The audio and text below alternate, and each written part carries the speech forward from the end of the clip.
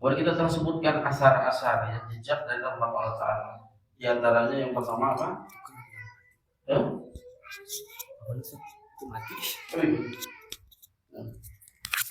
Yang pertama apa? Asalnya apa?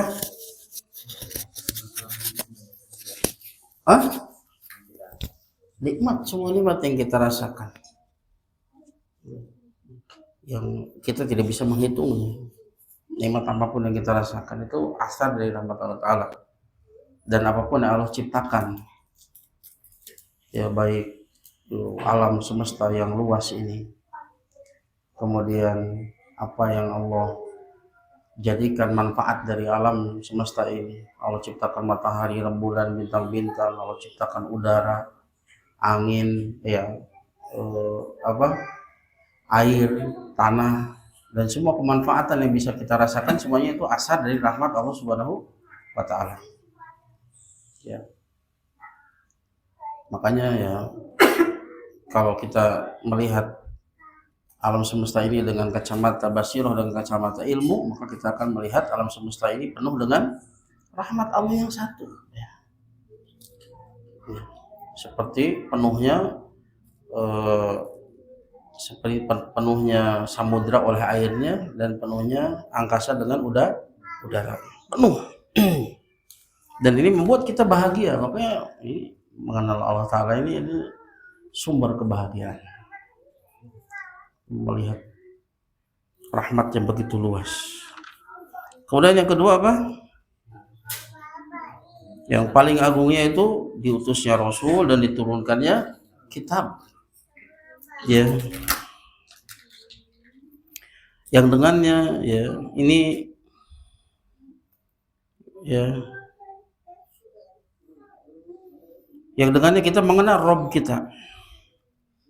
Ini adalah asas dari kebahagiaan, mengenal bagaimana cara beribadah kepadanya, dan ini memindahkan kita ya, dengan rahmatnya dari kebodohan kepada ilmu, dari kesesatan menuju petunjuk, ya, dari kegelapan menuju cahaya, dari kecelakaan menuju kebahagiaan, dari api neraka menuju kepada surga Allah Subhanahu wa Ta'ala. Maka ini rahmat yang paling agung, rahmat yang akan menyampaikan kita kepada rahmatnya yang 99. Ini rahmat yang paling agung, ya. Dan kita pun akan merasakan kebahagiaan yang hakiki ketika di dunia, ketika mendapatkan rahmat yang ya, berupa diturunkannya kitab dan diutusnya para rasul, mengeluarkan kita dari kebodohan menuju ilmu, mengeluarkan kita dari kesesatan menuju petunjuk, dari kecelakaan ya, menuju kebahagiaan. Ini ya, berapa banyak orang mencari kebahagiaan tapi mereka tidak mendapatkannya. Makanya diutusnya Rasul, diturunkan kitab, ini adalah sebesar-besar rahmat, asal dari rahmat Allah Ta'ala. Yang ketiga, asal dari rahmat Allah Ta'ala apa? Ampunan Allah Ta'ala. Karena masing-masing kita tidak luput dari dosa dan kesalahan. Ya, orang yang menyampaikan ilmu sekalipun belum tentu dia bisa mengamalkan dengan sempurna. Pasti di sana ada taksir, ada kekurangan, ada khoto, ada kesalahan. Cuman bedanya kalau berilmu, dia mungkin untuk kembali memperbaiki. Tapi orang yang tidak berilmu, mustahil dia akan kembali. Nggak tahu kesalahannya di mana, bagaimana memperbaiki, dia nggak tahu. Ya. Maka ya, di ampunan Allah Ta'ala ini merupakan asar, jejak dari kasih sayang Allah Ta'ala. Kalau nggak ada ampunan, nggak ada syariat tobat, wah sudah hancur kita. Ya, bahwa banyak dosa dan kesalahan kita. Ya, kita punya Rabb yang maha pemurah, yang maha penyayang. Ya, kemudian yang keempat apa? Ya, apa yang akan di hati ibu-ibu berupa kasih sayang kepada anaknya. Itu tidak hanya dari manusia, bahkan binatang sekalipun sayang kepada anaknya. Kalau kita perhatikan kasih sayang ibu kepada anaknya, itulah asar dari rahmat Allah Subhanahu wa Ta'ala. dan berapa banyak ibu-ibu ya. Maka yang satu saja itu sulit bagi kita untuk bisa menghitungnya, sulit bagi kita untuk bisa membayangkannya. Luas sekali rahmat Allah Ta'ala. Kemudian yang berikutnya apa?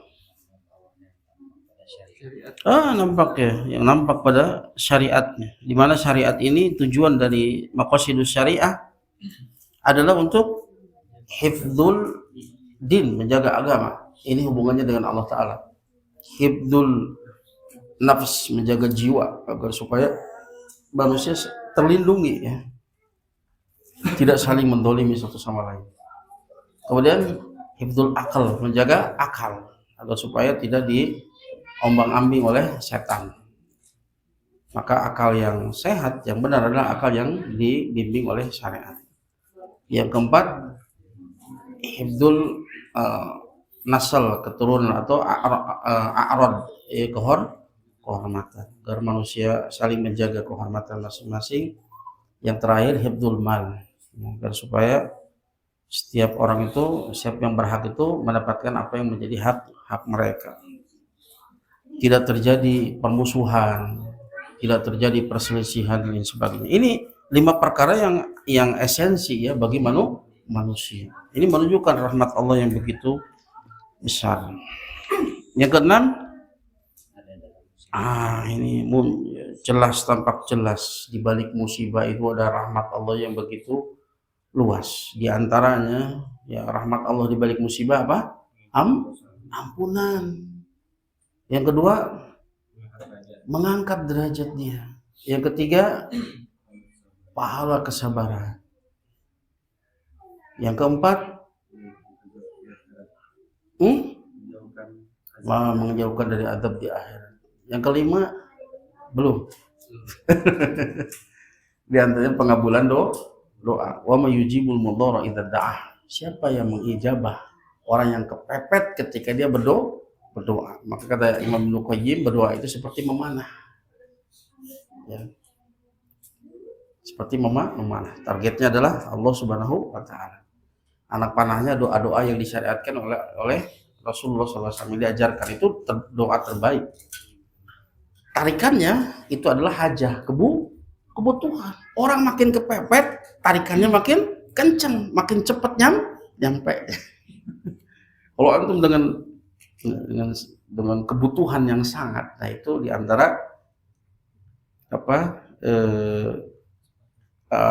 untuk cepat dikabulkan. Tapi ingat, pengabulan Allah Ta'ala itu dengan 3 bentuk. Gak mesti harus sesuai dengan apa yang kita minta. Terkadang langsung yu'ajil, disegerakan doanya sesuai dengan yang dia inginkan. Yang kedua, dia dipalingkan dari musibah yang sebanding dengan doanya.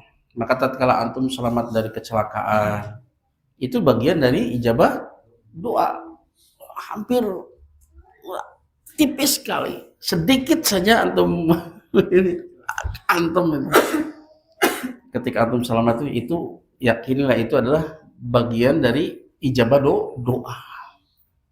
Kalau kita minta misalkan rumah, Allah lebih tahu ya yang kita butuhkan. Yang antum butuhkan itu adalah selamat. Yang kalau mungkin antum kena, itu mungkin harganya habis rumah, dan itu pun antum tidak kembali normal kan. Ketika antum diselamatkan oleh Ta'ala, itu bagian dari ijabah. Yang ketiga, Allah simpan itu sebagai pahala nanti pada hari kiamat. Ya. Maka jangan pernah putus asa dari berdoa. Gak ada kerugian dari doa. Seandainya di dunia tidak diijabah, nanti di akhirat, dan ijabah di akhirat itu, pahala di akhirat itu jauh lebih bermanfaat. Wal akhiratu khairu wa abqa. Akhirat itu lebih baik dan lebih kekal. Makanya banyak kaum muslimin, orang-orang soleh, mereka berdoa, Allah tidak berikan. Di antara hikmahnya apa? Allah hendak memberikan yang lebih baik nanti di surga.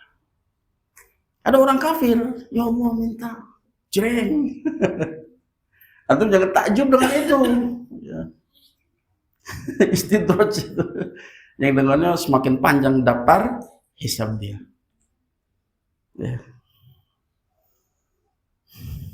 Ya.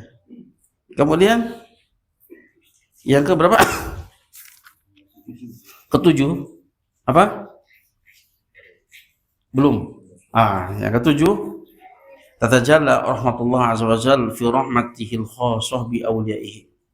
Nampaklah ya, jelas rahmat Allah azza wa jalla ya pada rahmat Allah taala yang khusus untuk wali-walinya. Wali Allah itu siapa? Ala inna awliya Allahi la khaufun alaihim wa lahum yahzanun alladzina amanu wa kanu yattaqun. Wali-wali Allah itu adalah orang-orang yang mereka tidak bersedih hati, ya, tidak takut dengan apa yang dihadapi di masa yang akan datang, dan mereka tidak sedih dengan apa yang mereka tinggalkan. Termasuk ini paling nampak kapan? Ketika sakaratul maut. Ketika sakaratul maut, wali-wali Allah itu dia tidak takut dengan apa yang akan terjadi. Ketika dijemput oleh malaikatul maut itu takut luar biasa, tapi wali Allah tidak. Karena dikabarkan kepada dia apa? Masih dalam Fusilat, innal ladzina qalu rabbunallahu tsumma istaqamu tatanazzalu alaihimul malaikatu alla takhafu wa la tahzanu wa abshiru bil jannati allati kuntum tu'adun nahnu awliyaukum fil hayatid dunya wa fil akhirah walakum fiha ma tashtahi anfusukum walakum fiha ma tad'un. Ya, basyirhum. Sesungguhnya orang-orang yang mengatakan Rabb kami adalah Allah, sumastaqamu, kemudian istiqomah sampai dia mati. Ketika mati, tatanazzalu alaihimul malaikah, malaikat turun, banyak malaikat turun kepada dia. Kemudian apa yang dikatakan? Wala takhafu wala tahzanu, jangan kau takut dengan masa yang akan datang, dan jangan kalian sedih dengan apa yang kalian tinggalkan, anak istri semua jangan sedih. Nahnu awliyaukum fil hayatid dunya wa fil akhirah, kamilah pelindung kalian di kehidupan dunia dan di akhirat. Tenang nggak kalau antum dijemput seperti itu? Tenang. Wa abshiru bil jannati allati kuntum tu'adun, bergembiralah dengan surga yang dulu dijanjikan kepada kalian. Kira-kira antum senang nggak? Senang antum. Dunia itu negeri ujian, capek. Ini yang kita nanti-nanti ini. Tapi beda kalau dijemputnya sama malaikat yang hitam, kebiru-biruan, wajah yang mengerikan. Ditampakkan kepadanya tempat kembalinya yaitu neraka. Sieun tuh, maka dia akan mencari pertolongan. Makanya kalau antum lihat ada orang yang sedang antum datang, tiba-tiba dia berubah wajahnya. Asalnya tenang, ngobrol sama kita tenang, tiba-tiba langsung dia seperti wajah yang ketakutan. Nah, ketahuilah dia sedang melihat sesuatu yang kita tidak lihat, melihat tamunya.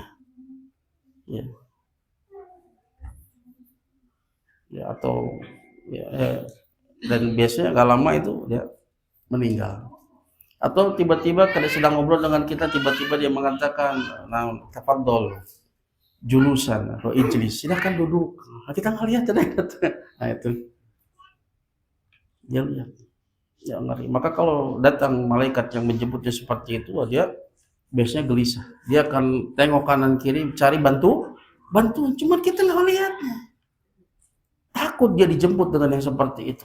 Maka tersebarlah ruh itu ke seluruh tubuh. Maka dicabutlah ruh itu dari badan seperti dicabutnya tongkat yang banyak cabangnya dari kain wol yang basah. Putuslah urat, putuslah otot. Bahkan sebagian riwayat dikatakan dipukul oleh para malaikat. Ukhruj ya nafsal khabisah, wa jiwa yang busuk. Mengerikan. Adapun orang beriman ketika disambut seperti itu, Kami adalah pelindung kalian di dunia dan di akhirat. Bergembira dengan surga yang dulu kalian janjikan kepada kalian. Dan bagi kalian di sana, walakum fiha matashtahi anfusukum walakum fiha ma tad'un. Bagi kalian nanti di sana di surga itu apa yang kalian sukai dan apa yang kalian minta. Kalau antum di sini minta nggak dapat, tinggal minta nanti bisa apapun ya kalian minta. Maka keluarlah ruh itu seperti keluarnya air dari ceret. Tapi itu pun akan merasakan sakit. Janganlah kita kekasih Allah Ta'ala, Khalilullah Rasulullah SAW, innalil mauti lasakarat. Kematian itu memiliki sakarat. Sakit yang menjadikan hilang akal. Disitulah kita perang dengan setan. Benar tidak tauhid kita. Ujian terbesar. Ya. Maka untuk itulah kita bersiap. Salam. Untuk itu kita bersiap. Makanya dalam usul salasa ya, 3 hal yang harus kita kenal. Ma'rifatullah, ma'rifatun nabi, wa ma'rifatun dinil Islam bil adillah. Mengenal Allah, mengenal Rasulnya, mengenal agama Islam dengan dalil. Bukan hanya sekedar kata sifulan, bukan. Agar supaya tertancap betul di dalam sanubari kita. Dan itu akan diujikan. Ya.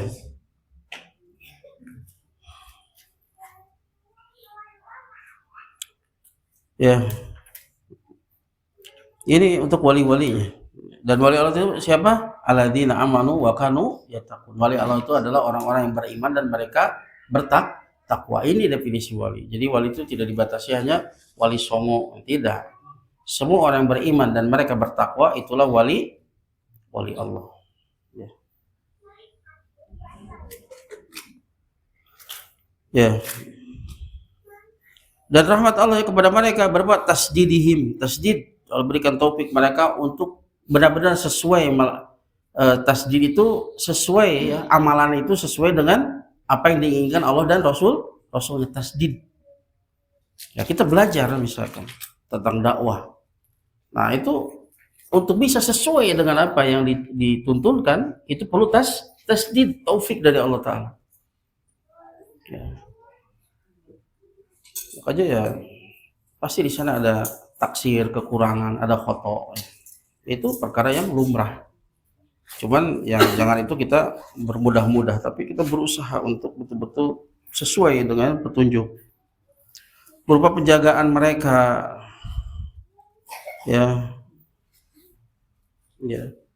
Kemudian taisir umurihim, memudahkan urusan mereka, wa ijabati du'aihim, mengijabah doa-doa mereka, wa nasrihim ala a'daihim al-kafirin, pertolongan Allah atas mereka dari musuh-musuhnya orang-orang kafir, wa tamkinihi lahum fil ard, Allah kuatkan, Allah kokohkan kedudukannya di bumi, wa i'anatihim wa ighasatihim fi qada'i hawaijihim kama fi jalbi rizqi wal matar wa kashfil karub wa kharaqi sunanil kauniyah lahum wa idharil karamati ala aidihim.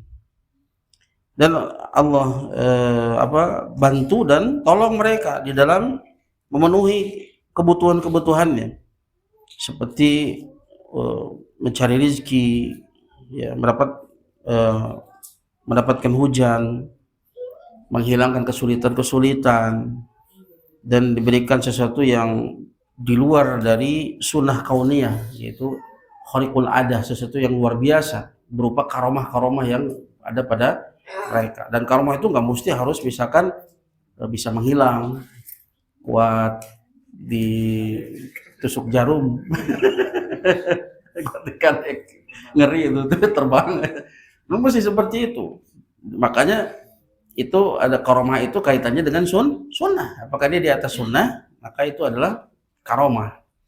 Tapi kalau dia tidak di atas sunnah, maka ketahuilah itu adalah sihir. Maka antum jangan takjub, kata Imam Syafi'i. Kamu jangan takjub dengan orang yang bisa terbang. Antum melihat dia di atas sunnah atau tidak. Kalau dia tidak di atas sunnah, maka itu hakikatnya bukan karomah. Dan karomah itu nggak mesti seperti itu. Seperti ilmu yang Allah berikan kepada seseorang. Seperti halnya misalkan Syekhul Islam Ibnu Taimiyah, karya begitu banyak, bertebaran, dijadikan rujukan, ya, yang kata-katanya itu betul-betul banyak dijadikan kaidah-kaidah dalam permasalahan akidah. Karenanya Imam Ibnu Katsir, ya, An-Nihayah Al-Bidayah wa Nihayah itu berapa jilid. Ibnu Hajar Al-Asqalani, Syarah Fathul Bari, Syarah Sahih Bukhari. Itu karya-karya yang luar biasa, itu karomah itu. Orang mau boro-boro nulis nama canake cantak tuh tamat tapi kan enggak mau. Dahsyat itu. Itu khariqul ada, di luar dari kebiasaan. Ya. Dan banyak keramat-keramat ya melalui tangan-tangan mereka. Itulah asar dari rahmat-rahmat Allah Subhanahu wa taala yang begitu luas, yang begitu banyak, dan itu nampak hakikatan. Nah, sekarang apa buah dari mengimani nama Allah Ar-Rahman Ar-Rahim? Apa buahnya? Buah yang pertama, mahabbatullah azza wa jalla.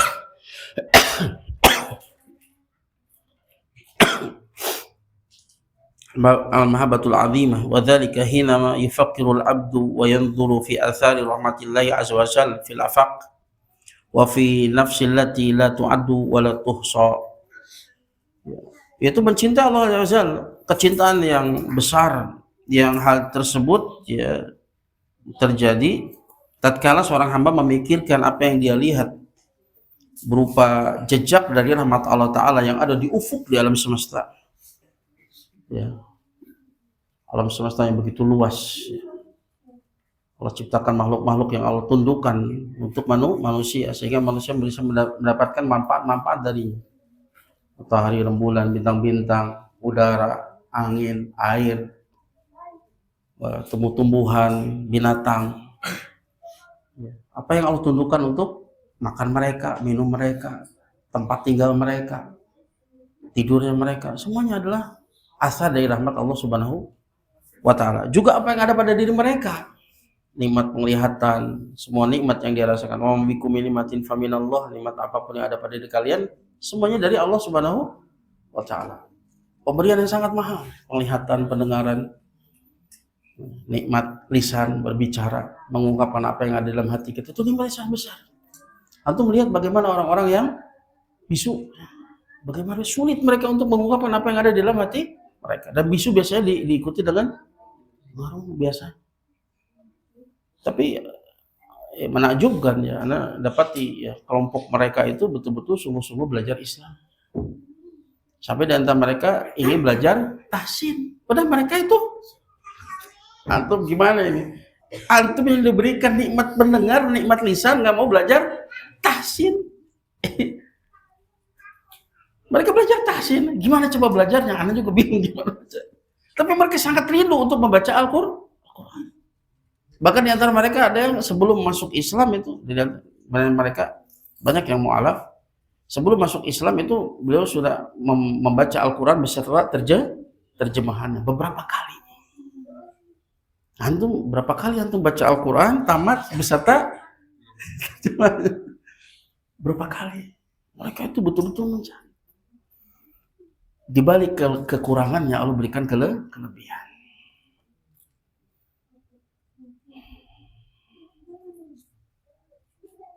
Seandainya mereka mendengar indahnya bacaan Al-Quran, tentu mereka akan bahagia sekali. Ya. Nah, itu mencintai Allah dan pada diri sendiri. Allati la tu'addu wa la tuhsa, yang semua itu tidak bisa dirinci, nggak bisa dihitung, sangat banyak. Dan juga wa hadza yusbiru tajrid al mahabbah lillahi ta'ala wal ubudiyyah shadiqah lahu subhanahu wa taqdima mahabbatihi azza wa jalla ala nafsi wal ahli wal mali wan nasi jami'an. Dan ini pun akan membuahkan, mengesahkan di dalam kecintaan kepada Allah Ta'ala. Dialah zat yang paling dicintainya. Dan ya, melahirkan ubudiyah yang benar kepada Allah Subhanahu wa taala, mendahulukan kecintaan kepada Allah melebihi kecintaan terhadap dirinya sendiri, terhadap keluarga, harta, dan manusia seluruhnya. Wal musara'ata ila mardatihi, dan akan membuahkan bersegera untuk melakukan apapun yang diridhoi Allah Ta'ala karena kecintaan kepadanya. Ya. Wadda'ah ila tauhid wa ila tauhidihi, dan mendorong seorang untuk mendakwahkan, untuk mengesahkan Allah Ta'ala, zat yang dicintainya. Wal jihad fisabilihi, berjihad di jalannya. Wa fi'la kulli ma yuhibbuhu wa yardah, dan melaksanakan apapun yang dicintai dan diridhoi Allah Subhanahu wa taala. Allah Ta'ala berfirman dalam surat Ali Imran ayat 31. Qul in kuntum tuhibbunallaha fattabi'uni yuhibbukumullah wa yaghfir lakum dzunubakum wallahu ghafurur rahim. Katakanlah wahai Rasul, jika kalian benar-benar mencintai Allah, maka ikutilah aku. Niscaya Allah akan mencintai kalian dan Allah akan mengampuni dosa-dosa kalian, dan Allah Maha Pengampun lagi Maha Penyayang. Ya. Maka kata para salaf, ya, ini adalah ayat imtihan, ujian benarnya kecintaan kita kepada Allah Subhanahu wa taala. Orang Yahudi mereka mengklaim mereka mencintai Allah. Orang Nasrani mereka mengklaim mencintai Allah. Semua orang menisbatkan diri kepada Islam, Ahlul bid'ah, Ahlus sunnah, semuanya mengklaim mencintai Allah. Cuma masalahnya buktinya mana? Bukti mencintai Allah adalah mengikuti Rasulullah sallallahu alaihi wasallam. Maka ini ayat imtihan. Makanya kata para ulama, laisa sya'nu an tuhib walakinna sya'na an tuhab. Yang penting itu standar itu bukan kamu cinta. Kalau cinta semua orang mengakui mencintai Allah. Tapi masalahnya kamu dicintai atau tidak. Jangan sampai bertepuk sebelah tangan. Mencintai Allah tapi Allah nggak cinta sama kita. Itu kerugian. Jadi yang penting itu bukan kau mencintai. Kalau mencintai semua orang mengatakan mencintai Allah. Tapi yang penting apakah engkau dicintai Allah atau tidak. Bagaimana dicintai Allah Ta'ala? Mengikuti Rasulullah Sallallahu Alaihi Wasallam. Nah, buah yang kedua dari mengenal nama Allah Ar-Rahman Ar-Rahim, ubudiyatul roja wa ta'alluqu bi rahmatillahi ta'ala wa adamu ya'si min rahmatillahi ta'ala. Fa inna Allah azza wa jalla qad wasi'at rahmatuhu kulla syai'. Buah yang kedua yaitu melahirkan ibadah roja, berharap kepada Allah karena Dia yang Maha Penyayang. Arhamur Rahimin, yang paling penyayang dari para penyayang. Kalau seandainya ada yang menyayangi kita, orang tua kita, saudara kita, semuanya, seluruh bumi, itu tidak ada apa-apanya dibanding kasih sayang Allah Subhanahu wa taala. Bahkan Dialah yang menciptakan orang-orang yang sayang kepada kita. Dialah zat yang paling sayang kepada kita melebihi kita terhadap diri kita sendiri. Ya. Maka ini akan melahirkan ibadah yang namanya roja, penuh harap.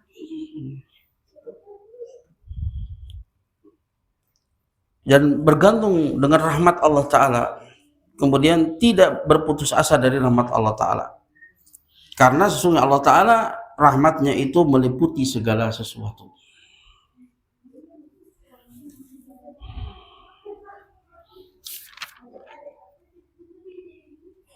Ya. Wa huwa alladhi yaghfiru dzunuba jami'an. Dialah yang mengampuni dosa seluruhnya. Kama anna raja wan nadhar ila rahmatillahil wasi'ah. Ya, wa athariha yusbirul al-amal fi nufusil makrubah wa yamsahu 'alaiha ruhu wa husnul dhan billahi ta'ala wa intidarul faraj ba'da shiddah wa maghfiratidz dzunub. Atau maghfiratul dzunub, ya.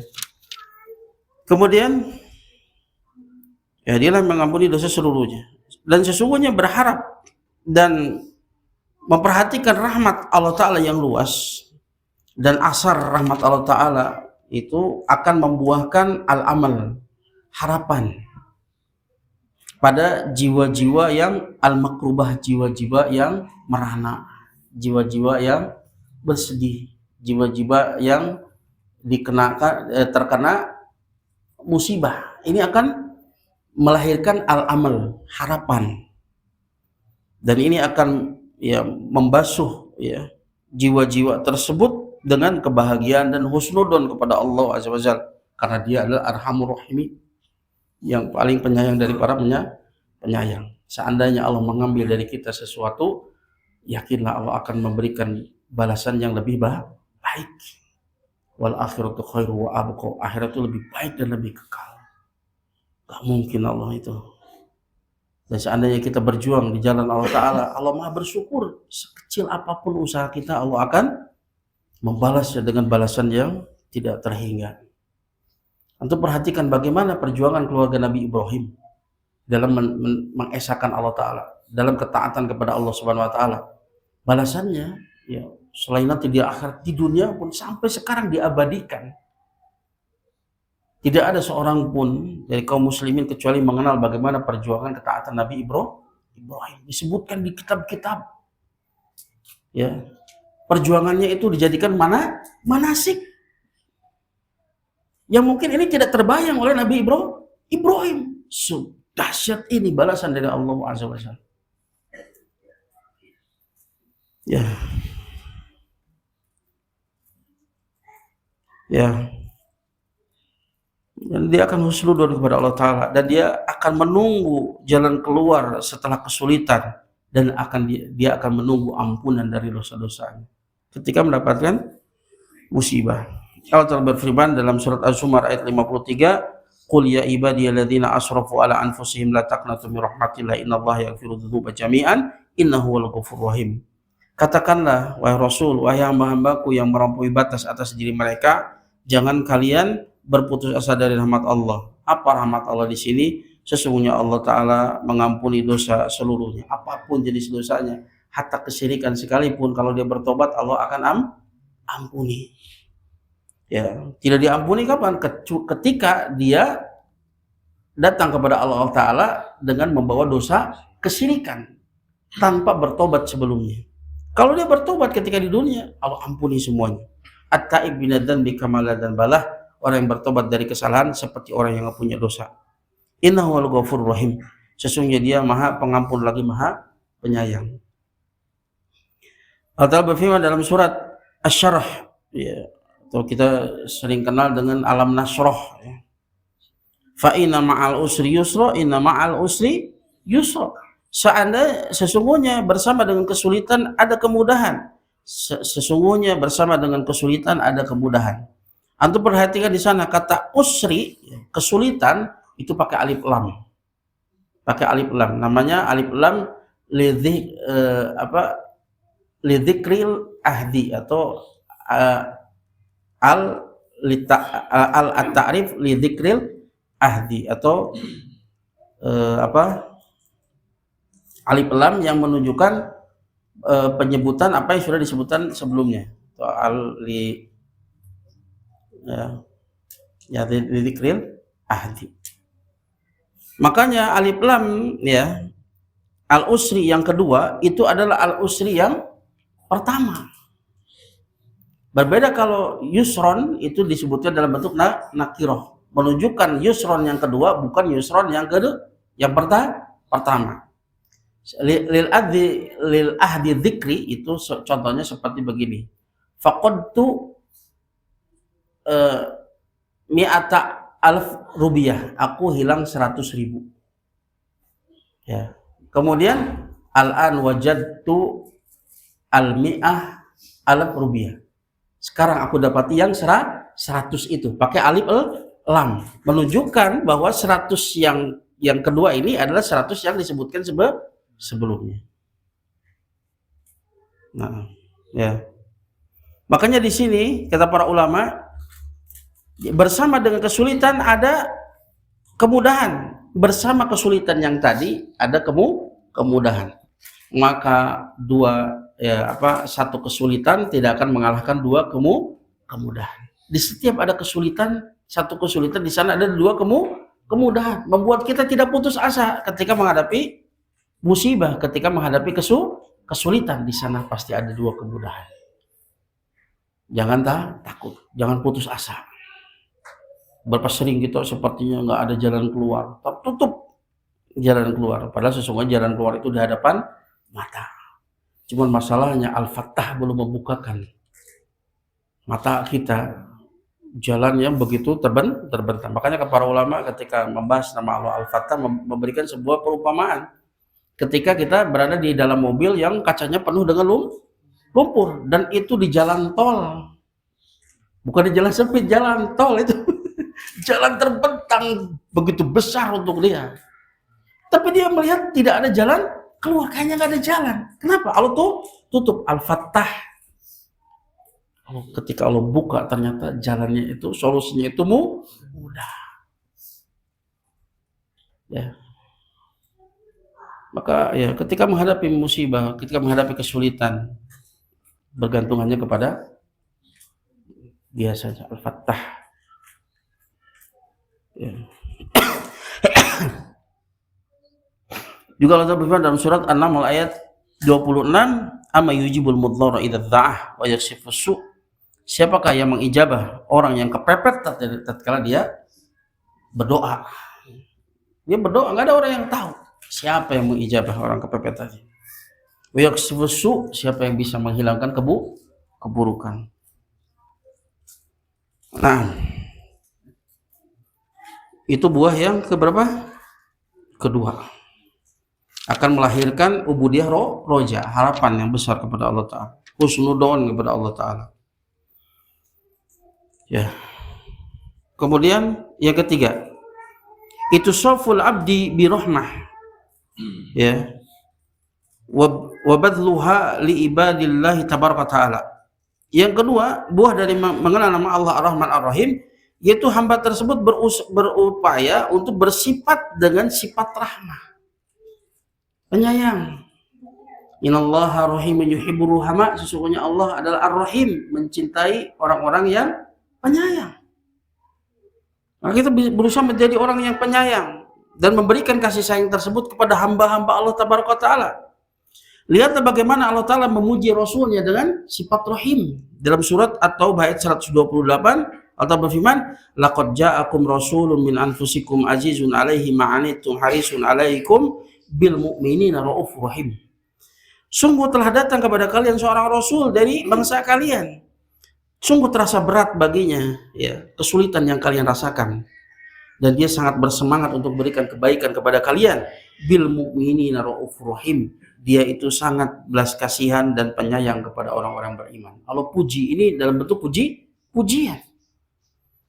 Ya, Allah mencintai orang yang memiliki sifat penyayang. Bahkan julukan Rasulullah SAW apa? Nabiur Rahmah, Nabi yang penuh rahmat. Dan Allah puji para sahabatnya. Ya, asyidda'u 'alal kufar, ruhama'u bainahum. Para sahabat itu keras terhadap orang kafir dan mereka sangat sayang, saling menyayangi di antara mereka. Bahkan Abu Bakar mendapatkan pujian yang khusus, ya, sebagaimana disebutkan ya, dalam sebuah hadis riwayat Ahmad, ya, Tirmidzi, dan disahihkan Syekh Al-Albani dalam Sahih At-Tirmidzi. Rasulullah SAW menyebutkan arhamu ummati bi ummati Abu Bakar. Umatku yang paling sayang kepada umatku siapa? Abu Bakar. Orang ya setelah Rasulnya yang paling sayang kepada umatnya siapa? Abu Bakar. Ya. Wa bayana sallallahu alaihi wasallam anna rahmah ya tanalu ibadahu ruhama faqal. Ya.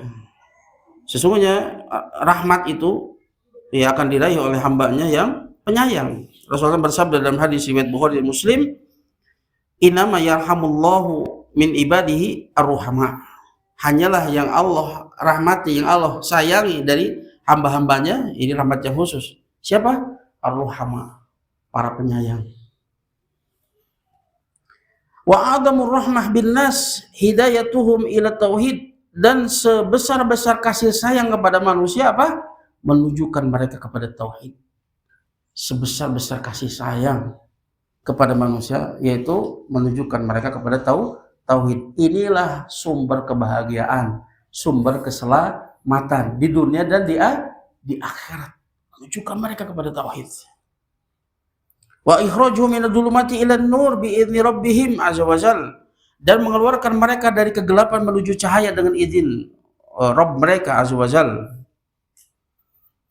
Ya, karena hidayah di tangan Allah, kita hanya menunjukkan saja. Hidayatul irsyad wa dalalah. Ini loh jalan kebaikan, ini jalan keburukan, ini jalan keselamatan, ini jalan kebinasaan. Akan tapi orang tersebut mengambil hidayah atau tidak, itu di tangan Allah Subhanahu wa ta'ala. Makanya Allah Ta'ala firman, innaka la tahdi man ahbabta walakin Allah yahdi may yasha wa huwa a'lamu bil muhtadin. Kau tidak bisa berikan hidayah kepada orang yang kau cintai, yaitu hidayah taufik. Kan tapi Allah yang berikan hidayah kepada siapa yang Allah kehendaki. Dan dia lebih tahu siapa yang berhak untuk mendapatkan hidayah. Rasulullah SAW manusia terbaik ya, di dalam dakwah, tidak ada yang menyamainya, tidak bisa memberikan hidayah kepada pamannya Abu Thalib. Rasul hanya bisa menunjukkan saja. Laisa alaika illa al-balag, tidak ada kewajiban bagimu kecuali al-balag, menyampaikan, mendoakan. Adapun hati hamba di antara dua jemari dari jari jemari Allah Ta'ala, Allah membolak-balikannya sebagaimana yang dia kehendaki. Semua rahmah bihim fi anfusihim, kemudian menyayangi mereka pada jiwa-jiwa mereka, wa a'radihim, pada kehormatan mereka, wa uqulihim, akal-akal mereka, wa amwalihim, harta mereka, ya, wa daf'udz zulm anhum, ya, menjauhkan kedoliman dari mereka, wa tafriju qarubihim, yang memberikan jalan keluar dari kesulitan mereka, wal ihsanu ilaihim, berbuat baik kepada mereka, wa ta'ziyatu musabihim, takziah, menjenguk, takziah, ya, kepada orang mendapatkan musibah, memberikan nasihat kesabaran, menghiburnya, ya, wa qada hawaijihim, yang menunaikan kebutuhan-kebutuhan mereka, wa aulan nas bihim ar-rahmah awwalidani wal aqrabun, dan manusia yang paling berhak untuk semua itu siapa? Al-walidan, kedua orang tua, wal aqrabun, karim kerabat, mereka yang lebih berhak untuk mendapatkan kasih sayang kita.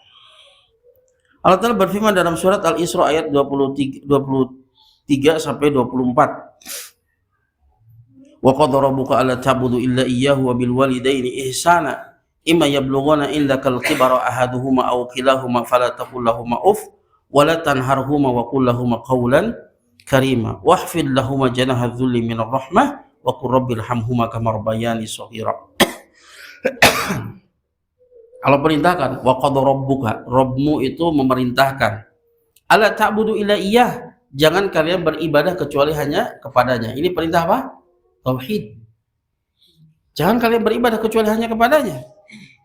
A'dhamu ma amara bihi at-tauhid wa a'dhamu ma nahallahu anhu asyirk. Perintah banyak, tapi perintah yang paling agung apa? Perintah untuk mentauhidkan Allah. Ini hak terbesar. Larangan banyak, tapi larangan yang paling besar, yang paling agung apa? Kesyirikan. Ini berkaitan dengan hak Allah Ta'ala. Ya, kemudian Allah gandakan, ya, wabil walidaini ihsana. Allah gandakan dari perintah yang paling agung yaitu tauhid, kemudian perintah untuk berbakti kepada kedua orang tua. Di sini wabil walidaini ihsana. Ihsana di sana maf'ul mutlak. Asalnya ahsinu bil walidaini ihsana. Jadi berbuat baik kepada orang tua itu bukan cuma sekadar berbuat baik, tapi di sana ada penekanan, benar-benar sungguh-sungguh dalam berbuat baik kepada kedua orang tua. Ini perkara yang harus diusahakan, ya. Dan dia adalah pintu surga yang paling tengah. Al-walid awsatu abwabil jannah. Orang tua itu pintu tengah yang paling tengah, pintu surga yang paling tengah, yang paling mudah untuk diraih, yang paling indahnya. Fa in syi'ta fa'ali dzalikal bab aw ihfadhu. Jika engkau mau, engkau sia-siakan pintu itu atau engkau jaga. Orang berakal pasti akan menjaganya. Ya. Ya, maka di sini antum perhatikan bahwa berbakti kepada orang tua itu bukan cuma sekedar masalah hutang budi, bukan. Antum berbakti kepada orang tua yang pertama adalah melaksanakan perintah Allah Ta'ala. Allah yang memerintahkan. Maka ini Tidak terkait apakah orang tua kita itu mengurus kita atau tidak. Hatta misalkan seorang anak dari bayinya sudah dibuang, maka tetap dia wajib untuk berbakti. Dari sisi mana? Allah perintahkan ini. Al asupir amril wujub, asalnya perintah itu menunjukkan wajib, tetap dia harus berbakti. Seandainya kita melihat cukuplah dia sebagai sebab kita mendapatkan nikmat-nikmat di dunia dan insya Allah mendapatkan nikmat di akhirat, dia sebagai sebab saja itu tidak akan pernah bisa terbayar. Adanya kita ini nikmat yang besar. Ya.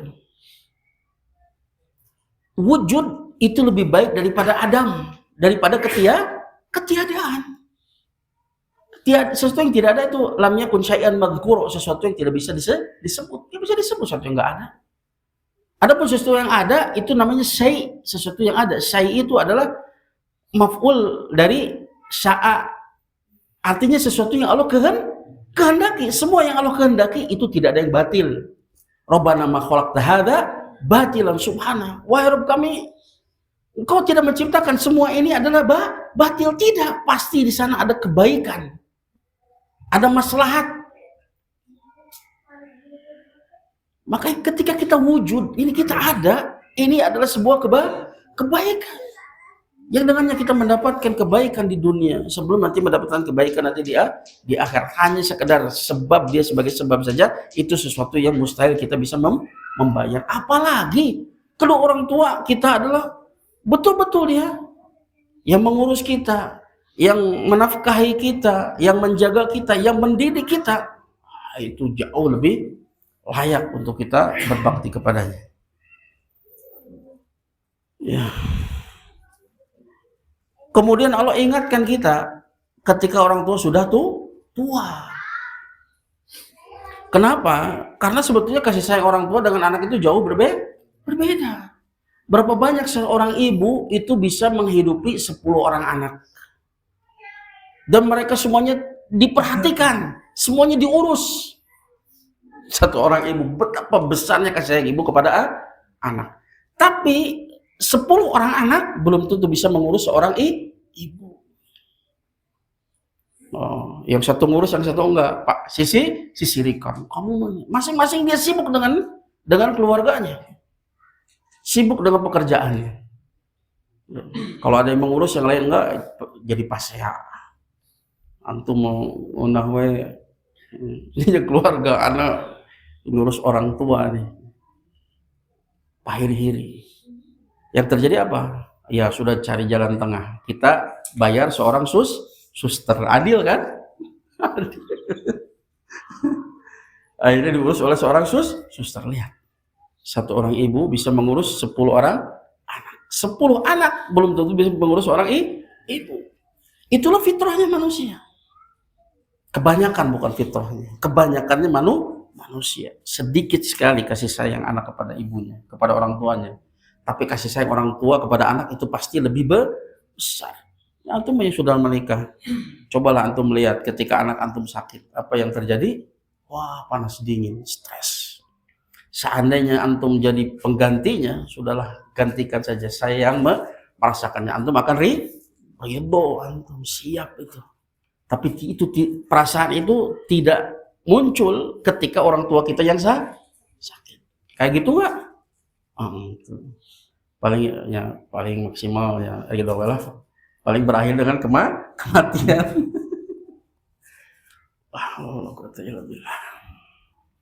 Makanya Allah perintahkan, apalagi ketika mereka sudah tua. Orang tua itu biasanya ingin senantiasa menjadi pahlawan untuk anaknya.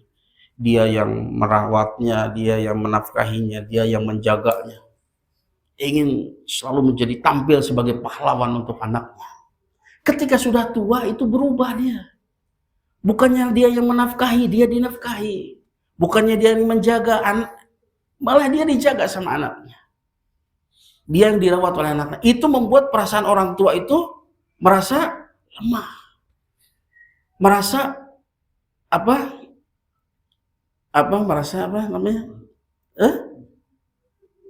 sensitif. Maka kata saja itu bisa merobek hatinya. Hati-hati itu. Makanya Allah ingatkan apa? Indal kibar, ketika mereka sudah tua bukan berarti kan orang kene wah baik lah. Bukan. Ini saking diperhatikan, lihat bagaimana detailnya syariat ini. Apalagi ketika sudah tua. Apa yang Allah firmankan, imma yablughuna indakal kibaru ahaduhuma aw kilahuma fala taqul lahumā uff wa la tanharhumā wa qul lahumā qawlan karīmā. Jika ya salah satu dari keduanya atau keduanya itu sudah tua dan berada di dalam pengurusanmu, yang tadinya ingin jadi pahlawan kemudian berbalik, ya antum yang mengurusnya, fala taqul lahum uff, jangan kau katakan uff, mata jarbihi, apa yang mengganggu dia, baik misalkan antum nggak ngomong tapi nggak jeblagan pantok misalkan tetap sama dengan larangan ini. Seandainya ada yang lebih ringan dari kata uff, kata saja Allah akan larang, nggak boleh. Anda sudah katakan tadi, ketika sudah tua itu dia terbalik, bukannya dia yang menafkahi, bukannya dia terbalik. Itu membuat dia merasa lemah, merasa apa? Masa di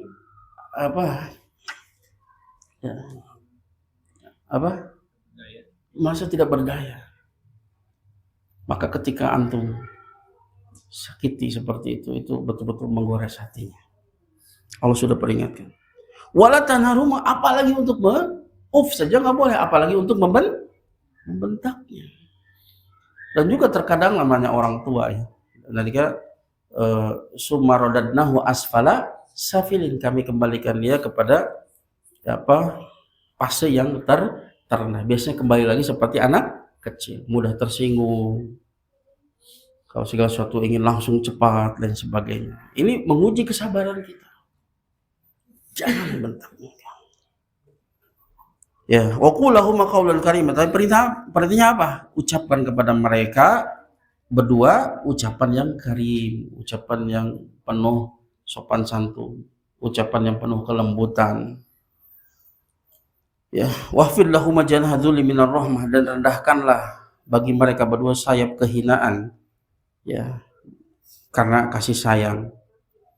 Ya, kenapa Allah ingatkan ini? Ya, biasanya orang itu kalau dia sudah mendapatkan kedudukan yang tinggi, dia mendapatkan kedudukan yang tinggi di tengah masyarakat, pendidikannya lebih tinggi dari orang tuanya, biasanya dia menganggap rendah orang tua. Allah ingatkan ini, jangan.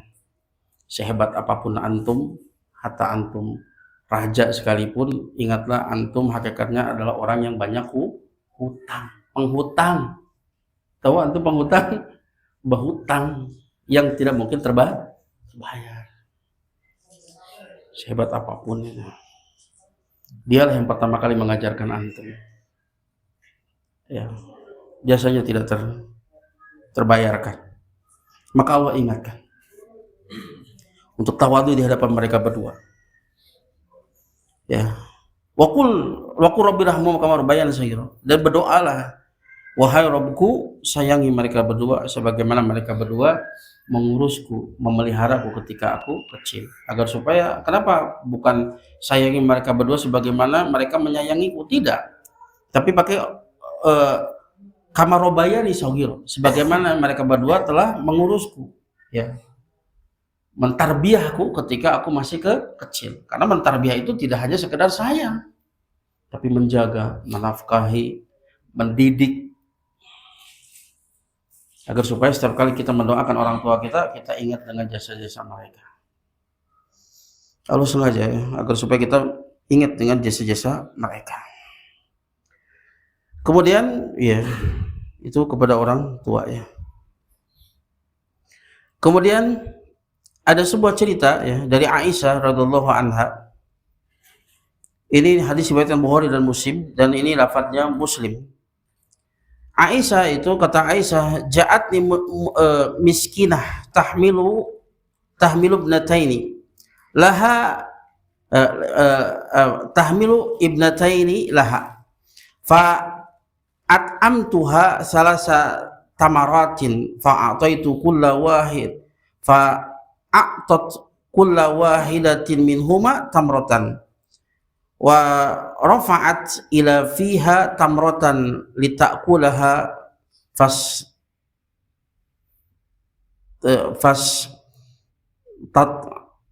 amatha ibnataha fasaqqat tamrata allati kanat turidu an ta'kulaha bainahuma fa'ajamani sya'nuha fa dzakartu alladhi sana'at li Rasulullah sallallahu alaihi wasallam faqala innallaha qad aujaba laha bihal jannah au a'taqaha biha minan nar. Kata Aisyah radhiyallahu anha, ada seorang perempuan miskin mendatangiku, dia membawa dua orang anak perempuannya. Ada seorang miskin membawa dua orang anak perempuannya. Kemudian aku memberikan makan kepadanya dengan 3 butir kurma. Kemudian si ibu tadi itu, orang miskin tadi itu memberikan kepada setiap anaknya itu sebuah kurma. Tadi 3 kan? Untuk dia 1, untuk anaknya 1, 3 pas. Kemudian dia hendak mengangkat kurma tersebut ke mulutnya untuk memakannya, tapi kemudian kedua anaknya itu memintanya apa yang hendak dia makan. Kemudian dia bagi 2 kurma tersebut yang hendak dia makan, kemudian dia memberikan kepada kedua anaknya tadi. Maka keadaan seperti itu membuat aku takjub, kata Aisyah. Maka aku kabarkan kepada Rasulullah SAW apa yang telah diperbuat oleh perempuan yang miskin tadi. Rasulullah SAW mengatakan, sesungguhnya Allah telah mewajibkan baginya dengan perbuatan tersebut, yaitu surga. Atau Allah bebaskan dia dengan sebab perbuatan tersebut dari api neraka. Dan Rasulullah SAW tidak mungkin berbicara kecuali ini adalah wahyu. Lihat. Dan kita nggak tahu amalan mana yang kemudian memasukkan kita ke dalam surga dan membebaskan kita dari api neraka. Maka jangan remehkan sedikit pun amal soleh. Ya. Ini kasih sayang ya ibu kepada anaknya. Hatta yang mau dia makan saja ketika anaknya meminta maka dia berikan. Ya. Dia tidak memikirkan akan perutnya, tapi yang dia pikirkan adalah perut anaknya. Nah, ini waktunya masih panjang.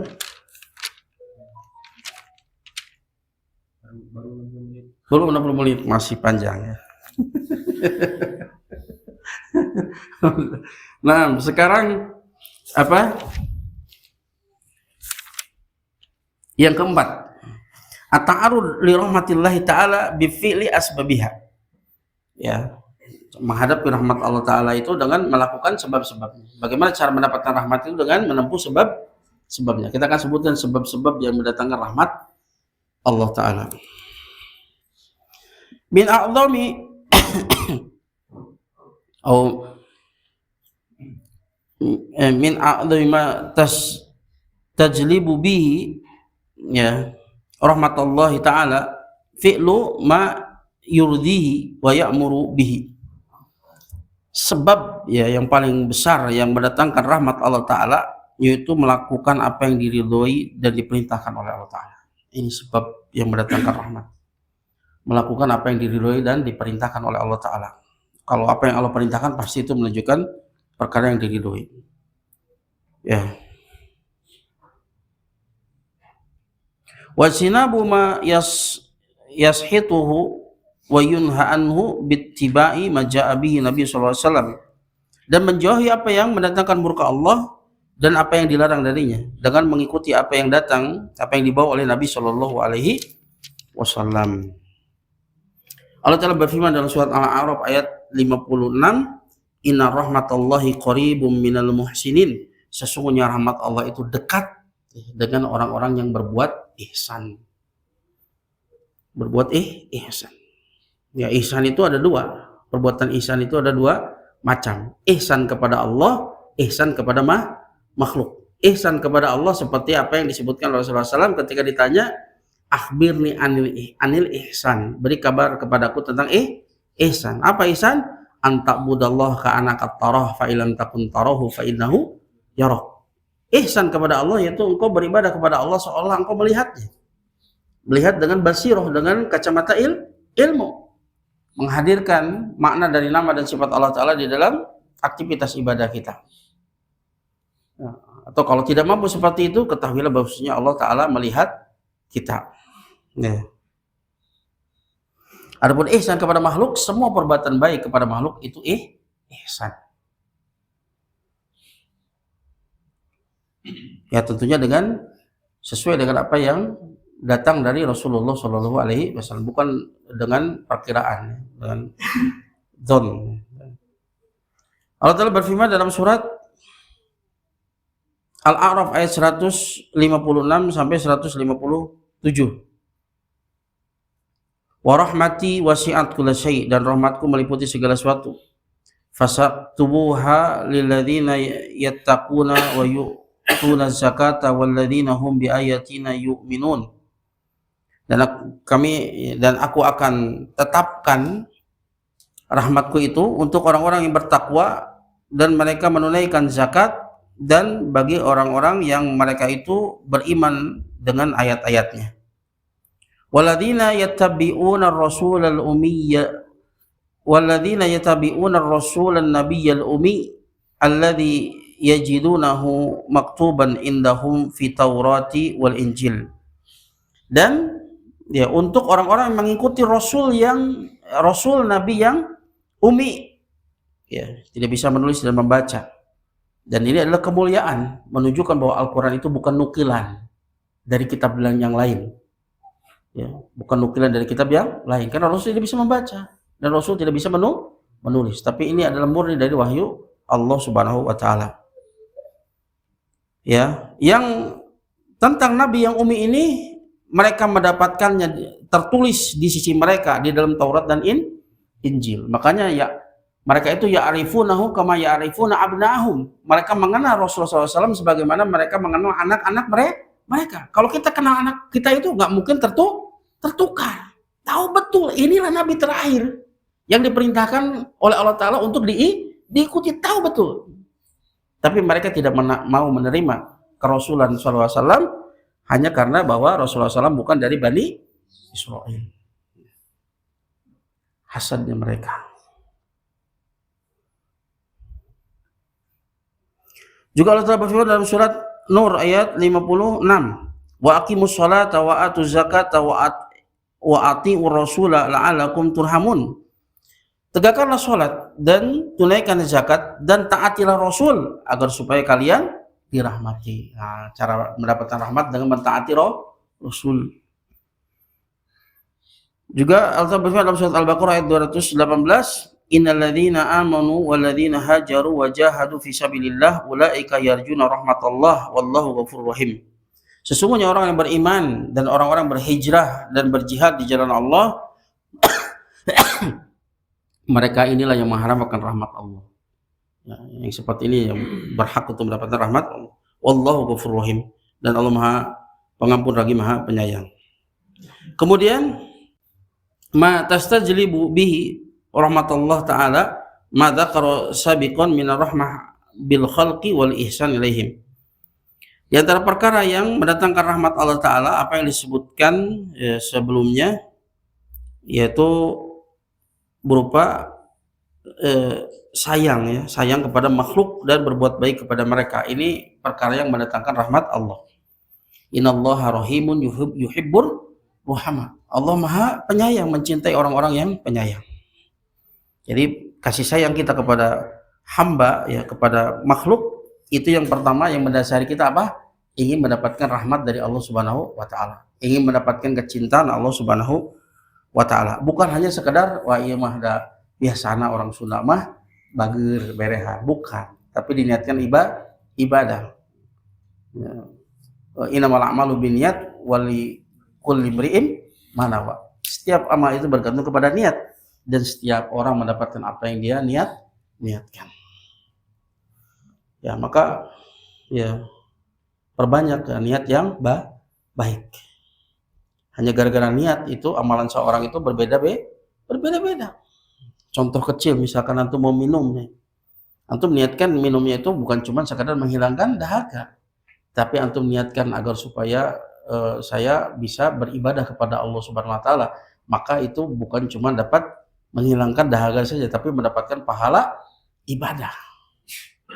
Sebagaimana tadi innamal a'malu binniyat wali kulli imri'in mana. Setiap orang mendapatkan apa yang diniatkan. Juga sebuah kaidah apa? Lil wasail hukmul maqasid. Wasilah itu ya, bagi wasilah itu adalah hukum tujuan. Minum adalah wasilah. Kalau wasilah itu ya diniatkan untuk tujuannya ibadah, maka bagi wasilah tersebut adalah bernilai ibadah. Antum tidur, jangan cuma menghilangkan kepenatan karena ngantuk, bukan, antum niatkan untuk ibadah, maka tidur antum bernilai ibadah. Makan dan seterusnya. Sarua makan minum nama, tapi orang yang berilmu itu dia mendapatkan keberkahan dari semua aktivitas perkara yang mubah itu menjadi ibadah. Ketika antum minum, antum ambil dengan tangan kanan mengikuti sunnah, antum niatkan mengikuti sunnah Rasulullah Shallallahu Alaihi Wasallam. Kemudian antum minum tanpa meniup di bejananya, di gelasnya, semata-mata mengikuti petunjuk Rasulullah Shallallahu Alaihi Wasallam. Setelah itu mengucapkan alhamdulillah, mengikuti petunjuk Rasulullah Shallallahu Alaihi Wasallam. Berapa banyak kebaikan? Coba kalau lagu basket lah. Teringat tuh kan itu. Teringat tuh karena itu. Lo penting bebas dari haus. Begitu buka aja habak. Dia luput banyak kebaikan. Nah, itulah fungsinya kita belajar. Capek nasarwa, tapi memenangnya beda. Ya. Wa min turuq allati tunalu biha rahmatullah azza wajal tadabburul Qur'an wal insat ilaihi. Qala Allah Ta'ala wa idza quri'al Qur'an fastami'u lahu wa ansitu la'alakum turhamun. Al-A'raf ayat 204. Di antara jalan-jalan yang dengannya diraih rahmat Allah Ta'ala yaitu mentadaburi Al-Quran. Mentadaburi Al-Quran. Nah, kita butuh sekali ya. Ya, tidak hanya semangat untuk membaca, tapi semangat untuk mentadaburi Al-Quran. Karena bertunjuk. Dan sampai kita membaca saja tanpa mengetahui isinya, pada dia adalah petunjuk. Mentadaburi Al-Quran dan diam. Ya. Diam ketika dibacakan Al-Quran. Sebagaimana Allah firman, idza quri'a Al-Quran, jika dibacakan Al-Quran, fastami'u lah. Istami'u beda dengan sami'a. Sami'a itu mendengar umum. Tapi istama'a artinya memusatkan pendengar. Regepkeun cek Sunda mah. Ya. Wa ansitu la'alakum turhamun, dan diamlah. Ya. Jangan berisik, ya. Jangan diam agar supaya kalian dirahmati. Begitu juga istighfar. Ini diantara perkara terbesar yang mendatangkan rahmat Allah Ta'ala. Atau berfirman dalam surat An-Naml ayat 46, laula tastaghfirunallah la'alakum turhamun. Kenapa kalian tidak mohon ampun kepada Allah agar supaya kalian diberi rahmat.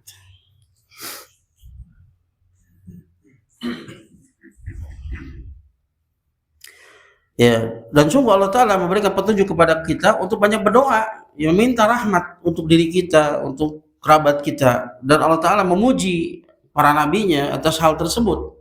Allah sebutkan bagaimana para nabinya itu meminta rahmat. Kita lebih layak untuk minta rahmat.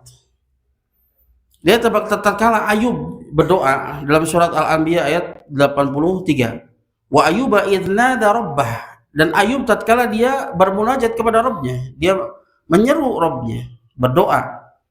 Ani masaniyas durru wa anta arhamur rahimin. Sesungguhnya ya aku tertimpa oleh kemudaratan, tertimpa oleh penyakit. Wa anta arhamur rahimin, dan kau adalah zat yang paling penyayang dari para penyayang. Ya, lembut sekali ya Ayub meminta kepada Rabbnya. Ya. Begitu juga Nabi Musa, Allah Ta'ala berfirman dalam surat Al-A'raf ayat 151, qala rabbighfirli wa li akhi wa adkhilna fi rahmatik wa anta arhamur rahimin. Musa berkata, wahai Rabbku, ampunilah aku dan saudaraku, yaitu Harun, dan masukkanlah kami ke dalam rahmatmu, dan engkau adalah arhamur rahimin, yang paling penyayang daripada penyayang. Juga Allah Ta'ala memerintahkan, ini perintah dari Allah Ta'ala, Untuk kita untuk berdoa, wa qur rabbighfirli wa qur rabbighfir warham wa anta khairur rahimin. Ya, Allah perintahkan dan katakanlah, wahai Rabbku, ampunilah dan rahmatilah, dan engkau adalah sebaik-baik yang menyayangi. Juga di antara perkara yang mendatangkan rahmat Allah Ta'ala apa? Sayang kepada anak yatim dan pembantu kita, karyawan kita. Ya. Di antaranya yang menunjukkan sayang kepada anak yatim itu, ya, ini mendatangkan derajat yang tinggi di surga. Dalam hadis riwayat Muslim, ya, Rasulullah bersabda, kafirul yatim lahu aw li ghairihi ana wa huwa kahataini fil jannah. Orang yang menanggung anak yatim, ya, kafil di sini dia menanggung semuanya, urusan dunianya sampai pendidikannya, itu adalah kafil, ya. Jadi nggak cuma nyumbang doang, tapi dia betul-betul mengurusi dia. Sebagaimana, ya, seorang ayah mengurusi anaknya, dan dia berharap seandainya anaknya jadi yatim pun, dan dia menyayanginya sebagaimana dia menyayangi anaknya. Dan berharap seandainya anaknya jadi yatim, orang pun akan menyayangi anaknya sebagaimana menyayangi anak mereka. Ya. Al-jaza'u min jinsil amal. Ya. Baik yatim lahu, ya, yatim baginya artinya ia memiliki kekerabatan dengan dia. Yatim, ya, dari kakeknya, pamannya, saudaranya, ya, ada kekerabatan dengan dia. Atau li ghairihi, yaitu ya nggak ada kaitan persaudaraan dengan dia. Ana wa huwa kahataini fil jannah. Wa asyara Malik bi sababbah wal wusta wa Malik ahadu rijali sanad. Malik, ya, kata Rasulullah SAW, dan aku dan dia itu kafil yatim itu kahataini fil jannah, seperti dua hal ini di surga. Malik, ya, Malik bin Anas di sini salah satu yang meriwayatkan hadis ini, dia memberikan isyarat dengan sababah. Sababah itu telunjuk, wusta itu jari tengah. Kata Malik, ya, aku dan orang yang kafil yang mengurusi anak yatim kahataini fil jannah, seperti ini di surga. Nah, ini luar biasa. Ini jelas mendatangkan rahmat, dan rahmat Allah yang paling besar adalah surga. Juga, ya, yang mendatangkan rahmat Allah Ta'ala apa? Kasih sayang kita kepada yang membantu kita. Di antaranya siapa? Karyawan. Atau harus baik dengan mereka. Ini diantara perkara yang mendatangkan rahmat. Rasul bersabda dalam hadis At-Tirmidzi, disahihkan Sahih Al-Albani dalam Sahih At-Tirmidzi, Rasul bersabda, hadis ini diterima dari Abu Dzar. Dia berkata, qala Rasulullah SAW bersabda, ihwanukum ja'alahumullahu fityatan tahta aidikum. Saudara-saudara kalian yang Allah jadikan mereka itu sebagai ujian di bawah kekuasaan kalian. Mereka ujian. Faman kana akhuhu tahta yadihi falyut'imhu min ta'amihi wa yulbishu min libasihi wala yukallifhu ma yaghlibuhu fa in kalafahu ma yaghlibuhu falyu'inhu. Rasulullah SAW, ya, jika saudaramu itu di bawah kekuasaanmu, ya, di bawah bawah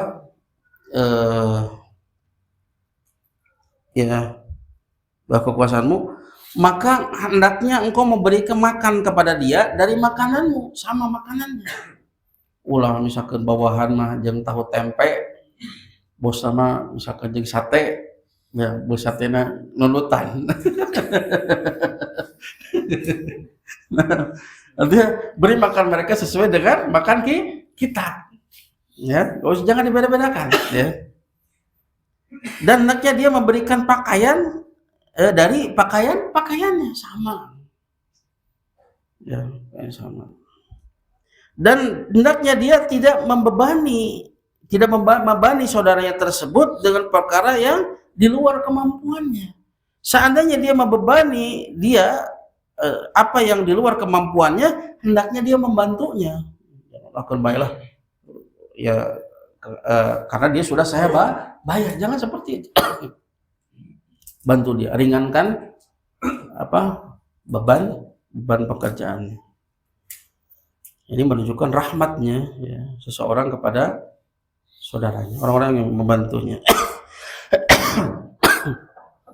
Yang terakhir, yang kelima, al-haya'u minallahi azza wa jalla. Ya, mengenal nama Allah Ar-Rahman Ar-Rahim ini akan membuahkan rasa malu kepada Allah azza wa jalla. Jika seseorang itu memperhatikan kebaikan Allah Ta'ala dan rahmatnya, ini akan mewariskan bagi seorang hamba rasa malu kepada Allah Subhanahu Wa Ta'ala. Maka seorang hamba yang beriman itu malu ya kepada penciptanya jika dia bermaksiat kepadanya. Yang rasa malu yang menjadikan dia menghalangi dia untuk bermaksiat kepada Allah Ta'ala. Begitu besar kasih sayang Allah Ta'ala, kita nggak bisa menghitung ya kebaikan-kebaikan Allah Subhanahu wa Ta'ala. Harusnya ini mewariskan rasa malu. Malu kalau kita asal-asalan dalam ibadah, malu kalau kita bermaksiat kepada Allah Subhanahu wa Ta'ala. Bahkan kita bermaksiat itu dengan menggunakan nikmat-nikmat Allah Subhanahu wa Ta'ala. Karena nggak mungkin kita berbuat maksiat kecuali dengan menggunakan nikmat-nikmat yang Allah anugerahkan kepada kita. Kan betapa kurang ajarnya. Allah berikan nikmat kepada kita untuk beribadah kepada Allah Ta'ala, justru kita jadikan nikmat tersebut untuk maksiat kepada Allah Subhanahu wa Ta'ala. Ya, harusnya ini mendatangkan rasa malu. Ya, seandainya dia terjatuh dalam dosa karena kebodohan, ya, maka ini hendaknya dia seorang hamba itu malu kepada Allah Ta'ala setelah terjatuhnya dalam dosa tersebut.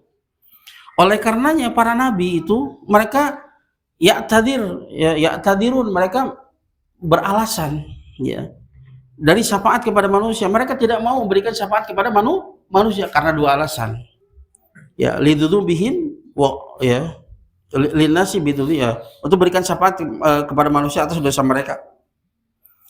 Dua hal yang menghalangi mereka untuk memberikan syafaat. Manusia datang kepada Nabi Adam.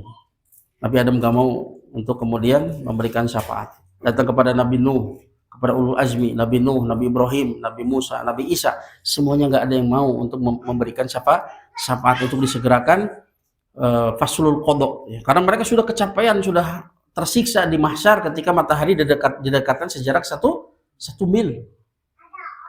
Kenapa alasannya? Khaufan wa khozalan, karena takut dan malu. Nah, dua hal. Rasa takut dan malu. Ini para nabi yang dosa mereka itu sudah diampuni, maksum. Nabi Adam melakukan kesalahan, ya, tapi Allah ampuni. Nabi Nuh pernah meminta sesuatu yang tidak layak, Allah ampuni. Nabi Musa pernah memukul orang Kibti sampai mati, Allah ampuni. Nabi Ibrahim pernah melakukan tauriyah 3 kali, ya, itu bukan tidak dianggap dusta sebetulnya, tapi tauriyah namanya, menggunakan satu ungkapan yang memiliki banyak makna. Tapi dia begitu takut dan malunya kepada Allah Ta'ala.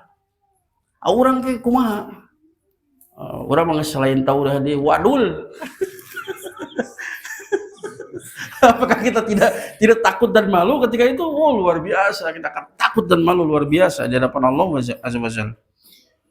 Ya, dan ini seringkali hilang, luput dari manusia, ya. Inna hadzal amr qalla man yantabihu lahu.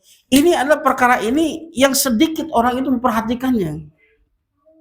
Bal qad yadunu katsirun minan nas anna taubata wal afwa qad ghamara dzunubahu fala yaltafit ila al haya'i ba'da dzalik. Justru kebanyakan manusia itu menyangka sesungguhnya taubat dan ampunan itu telah menenggelamkan dosanya, sudah sampai situ, tanpa dia memperhatikan kepada rasa malu setelah hal tersebut. Kalau taubat sudah dapat ampunan, yang sudah, artinya sudah beres perkara. Padahal ada perkara lain yang harusnya ada dalam diri seorang mukmin, yaitu rasa malu. Karena Aswad bin Yazid ini adalah pamannya Ibrahim An-Nakhai. Dia adalah Aswad bin Yazid bin Qais An-Nakhai. Nama aslinya Aswad bin Yazid bin Qais An-Nakhai. Dia pamannya Ibrahim An-Nakhai. Ya, ini ulama besar, ya, yang terkenal, ulama hadis. Yang dia itu wafat pada tahun 75 Hijriah, tahun 75 Hijriah. Dan dia kalau tidak salah dia belajar kepada Ibnu Mas'ud, kepada Aisyah dan seterusnya. Dia seorang tabi'in. Yazdahidu fil ibadah wassaum hatta yasfara jasaduhu. Dia itu sungguh-sungguh dalam ibadah dan saum sampai-sampai jasadnya itu menguning, maksudnya pucat. Karena saking ya banyaknya ibadah dan saum, luar biasa ya. Falamah tadara baka, tapi ketika sakaratul maut dia menangis. Nah, orang selain nangis dia gogoakan. Ini orang yang sungguh-sungguh dalam ibadah dan saum sampai badannya itu pucat. Sungguh-sungguh dia beribadah kepada Allah Ta'ala. Ketika dia sakaratul maut dia menangis. Dikatakan kepadanya, mahada jaz, ini kekhawatiran apa? Kata dia, bagaimana aku tidak khawatir? Wallahi demi Allah, lau ataitu bi maghfirah min Allah la ahamanil haya'u minhu mimma qad sana'tu. Ya, demi Allah seandainya ya aku mendapatkan datang kepadaku ampunan dari Allah Ta'ala, tentu ada perkara yang merisaukan rasa malu dari Allah Ta'ala atas apa yang telah aku lakukan, itu membuat aku risau. Seandainya dia dapat ampunan, tapi rasa malu kepada Allah Ta'ala itu membuat aku risau. Kemudian dia membuat sebuah perumpamaan. Innar rajula la yakuna bainahu wa baina akhar adzanbu shaghir faya'fu anhu fala yazalu mustahiyan minhu. Seandainya laki-laki antara dirinya dengan orang lain itu ada sebuah dosa yang kecil. Ya, kita saja dengan teman kita ada dosa kesalahan kita yang kecil kepada dia. Tapi kemudian orang tersebut itu memaafkan kita. Maka senantiasalah orang tersebut akan merasa malu kepadanya. Itu dengan makhluk hanya sekedar dosa kecil. Kita ada dosa kecil dengan teman kita. Kemudian dia memaafkan kita, padahal dia mampu untuk membalas, tapi dia tidak lakukan, dia memaafkan kita, maka senantiasa kita akan malu kepadanya. Lalu bagaimana dengan Allah Subhanahu wa Ta'ala? Dosa kita teramat besar ya, tapi anehnya tidak ada rasa malu kita kepada Allah Subhanahu wa Ta'ala. Allah tampakkan kasih sayangnya kepada kita dengan mencurahkan nikmat-nikmatnya, kita tampakkan pembangkangan kita dengan dosa dan maksiat kepadanya. Waliyadzubillah. Nah, itulah buah-buah dari mengenal nama Allah Ar-Rahman Ar-Rahim. Nah, sebelum tutup balik ada pertanyaan silahkan. Nah, balik ke buah tadi, mungkin ada yang miss buahnya yang anda catat cuma ada 4. Ada 4. Mahabbatullah, menghadirkan ibadah roja, kemudian berusaha bersifat dengan rahmat atau penyayang, penyayang. Yang keempatnya apa sih? Sebab-sebab tadi itu yang keempat ya. Oh, ya, bagaimana menghadapi rahmat Allah Ta'ala itu dengan menempuh sebab yang mendatangkan rahmat Allah Ta'ala. Jadi itu sesuatu yang harus diusahakan, bukanlah tidak harus diusahakan. Sama halnya dengan kematian. Kematian itu sesuatu yang pasti dan kita yakin. Tapi apakah kita kemudian pasrah saja ketika datang bahaya? Tidak. Kita berusaha untuk menghindari. Sakit kita berobat seterusnya. Begitu aja rezeki sudah ditentukan, tapi bukan berarti kita diam saja nanti rezeki datang sendiri. Tidak. Kita berupaya untuk mengupayakannya semaksimal mungkin. Apapun yang kita dapat, kita baru tahu itulah rezeki kita. Ya. Ya, ada lagi? Ya, silakan. Ya, silakan.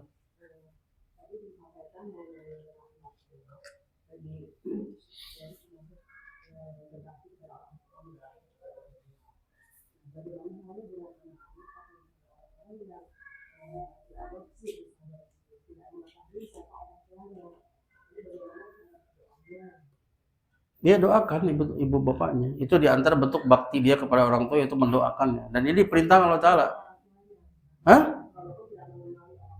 dia tidak usah menyebut ke sana, dia tidak tahu namanya pun itu pasti doanya sampai karena dia niatkan itu orang tuanya. Dan Allah Maha tahu siapa orang tuanya. Dan ini diantara kewajiban dari berbakti yaitu mendoakan kedua orang tua. Karena Allah Ta'ala memerintahkan wa qur rabbirhamhuma kama rabbayani shaghira, itu bentuk perintah. Maka barang siapa yang tidak mendoakan orang tuanya, pertama dia maksiat kepada Allah Ta'ala, yang kedua dia durhaka kepada orang tua. Doakan setiap salat kita di waktu-waktu mustajab, tempat-tempat mustajab, di dalam sujud kita, di dalam doa sebelum salam, ketika tasyahud akhir, itu udah waktu-waktu mustajab. Jadi mendoakan orang tua hukumnya wajib. Dan berbakti kepada orang tua itu tidak hanya sekedar balas budi, tapi yang pertama adalah bentuk ketaatan kepada Allah Azza wa Jalla, karena Allah Azza wa Jalla yang memerintahkannya. Itu ya. Ya.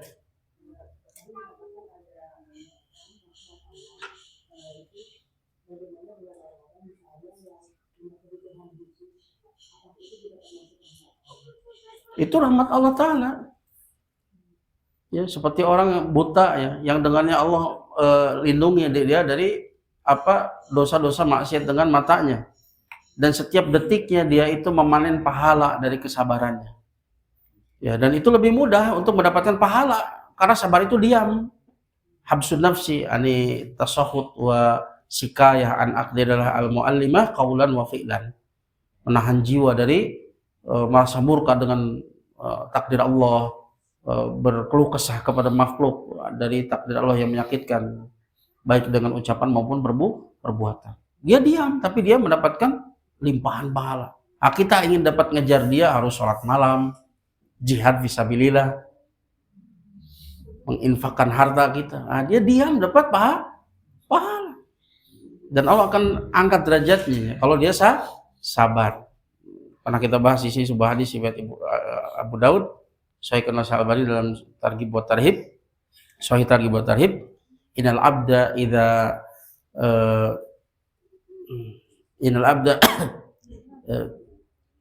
idza sabaqat minallahi manzilah lam yablugha bi amalihi ibtalahu fi jasadihi au fi malihi au fi waladihi summa sabara ala dhalik hatta yubalighahu al manzilah allati sabaqat minallahi ta'ala. Sehingga seorang hamba jika Allah telah menetapkan sebelumnya itu kedudukan yang tinggi di surga baginya, dan hamba tersebut tidak bisa mencapai manzilah di surga tersebut dengan amalnya sedikit, kurang. Maka apa yang Allah lakukan? Allah uji dia dengan ujian yang menimpa kepada jasadnya, menimpa kepada hartanya, menimpa kepada anak keturunannya. Kemudian Allah berikan kesabaran kepada dia untuk semua itu. Kemudian Allah sampaikan dia kepada manzilah yang telah Allah tetapkan sebelumnya. Jadi balik semua itu Allah hendak mengangkat derajatnya. Dan ingatlah apa yang Allah ambil dari dia berupa matanya, ucapannya, lisannya, pendengarannya, itu semua akan Allah ganti dengan yang lebih baik. Itu justru kasih sayang Allah kepadanya. Yang dengannya juga hisabnya menjadi ringan. Coba yang melihat akan ditanya semuanya. Nikmat tersebut dipakai apa? Jadi itu ya terkadang manusia melihat tohirnya. Dan yang dianggap itu bahwa namanya kebaikan itu kebaikan di dunia saja, nggak panjang. Padahal kebaikan itu kebaikan untuk di dunia, di barzah dan di akhirat. Mungkin di dunia dia tidak beruntung, tapi itu adalah keberuntungan dia nanti di barzah dan di akhirat. Ya. Jazakallahu khair. Ini nanti kaitannya dengan nama Allah Al-Latif ya, yang maha lembut. Saking lembutnya itu Allah senantiasa melimpahkan rahmat kepada seseorang tanpa disadarinya, dengan cara-cara yang tidak disadarinya, bahkan terkadang dengan cara yang dibenci, termasuk musibah. Dibenci oleh jiwa, padahal hakikatnya Allah sedang melimpahkan rahmat kepadanya. Allah hendak mengampuni dosa-dosanya, menggugurkan dosa-dosanya. Allah hendak memberikan pahala kesabaran, dan pahala kesabaran itu gak ada hitung-hitungannya. Innama yuwaffas sabiruna ajruhum bighairi hisab. Hanya disempurnakan pahala orang yang sabar itu tanpa hitungan. Ya. Allah hendak menolongnya, Allah hendak mengangkat derajatnya, Allah ingin lebih mendengar doanya dan seterusnya. Itu di hikmah-hikmah di balik musibah. Makanya kalau kita lihat definisi kebahagiaan, ya, bahwa bahagia itu bukan berarti kita senang terus di dunia, itu bukan definisi kebahagiaan. Karena negeri ini ada negeri ujian. Ada 3 perkara yang pasti kita menimpa kita. Allah akan uji dengan keburukan. Keburukan ada 2, keburukan yang menimpa kepada agama, ada keburukan yang menimpa kepada dunia berupa musibah atau ujian kebaikan. Semuanya itu adalah ujian. Allah berfirman dalam surat Al-Anbiya ayat 35, kullu nafsin dha'iqatul maut, setiap jiwa pasti akan merasakan kematian. Wa nabluukum bisyarri wal khairi fitnah, dan kami akan menguji kalian dengan keburukan dan kebaikan sebagai fitnah. Semua keadaan kita semuanya adalah fitnah. Apakah kita menyikapinya dengan benar atau tidak? Ketika kita diuji keburukan yang menimpa agama kita, maka kewajiban kita bertobat, mohon ampun kepada Allah. Ketika diuji keburukan yang menimpa dunia kita, musibah, kewajiban kita adalah sabar. Ketika kita diuji dengan kemudahan, berlimpahnya kenikmatan kepada kita, kewajiban kita adalah syukur. Maka inilah kebahagiaan. Makanya Syekh Muhammad bin Abdul Wahab dalam kitabnya Qawaidul Arba, di dalam muqaddimahnya beliau mengatakan ayyaj'alaka mimman idza utiya syakara wa idza tuliya sabara wa idza adnaba istaghfara fa inna hadhihi salas unwanu sa'adah. Semoga Allah menjadikan Anda termasuk orang yang apabila diberi maka dia bersyukur, apabila diuji diberikan musibah maka dia bersabar, apabila terjatuh dalam dosa dan kesalahan maka dia memohon ampun. Maka 3 hal ini adalah tanda kebahagiaan. Tanda kebahagiaan seseorang itu adalah masuk surga, terbebas dari api neraka. Itulah kebahagiaan yang hakiki. Allah berfirman dalam surat Al-Baqarah Al-Imran ayat 185, kullu nafsin dha'iqatul maut, setiap jiwa pasti akan merasakan kematian.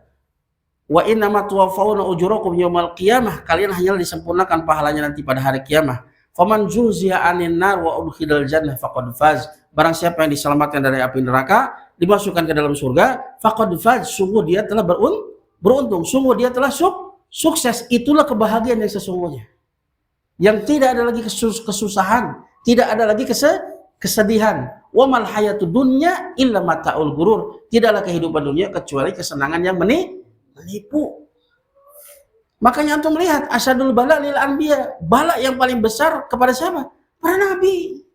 Pada mereka orang yang paling dicintai. Makanya kebahagiaan itu bukan seperti apa yang dikatakan oleh, apa yang digambarkan oleh negeri dongeng. Bukan kebahagiaan, ini adalah negeri ujian. Kebahagiaan kita ketika lulus ujian, masuk surga, selamat dari api neraka. Itulah kebahagiaan seorang mukmin.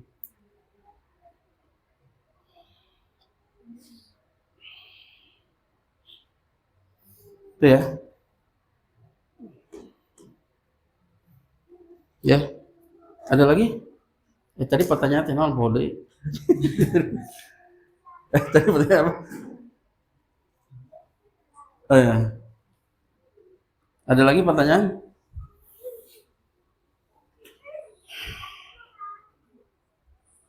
Dan penting kita senantiasa husnudzon kepada Allah Subhanahu wa taala. Enggak ada yang paling sayang kepada kita melebihi Allah Subhanahu wa taala. Maka jangan pernah antum keluhkan arhamur rahimin kepada makhluk yang lemah kasih sayangnya kepada kita. Jangan pernah.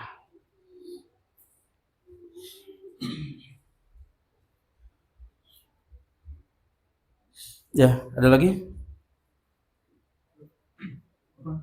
Ya.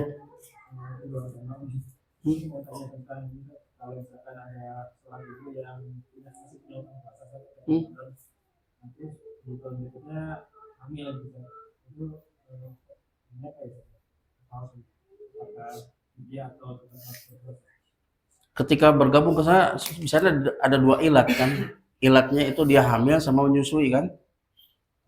Pas mau bersatu hamil yang sebelumnya kan belum hamil ya kan, itu dia seandainya dia ngelahirin di sana ada apa, masih ada fase menyusui kan, berarti di sana ada 2 ilat, maka kata para ulama dibawa kepada ilat menyusui sehingga kewajibannya apa? Fidyah.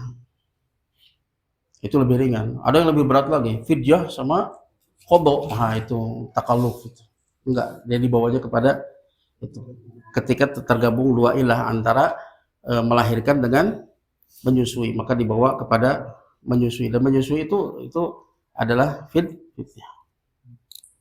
Ya. Dan itu lebih ringan dan lebih menenangkan. Karena kalau qada ya tahun berikutnya dia masih menyusui kan?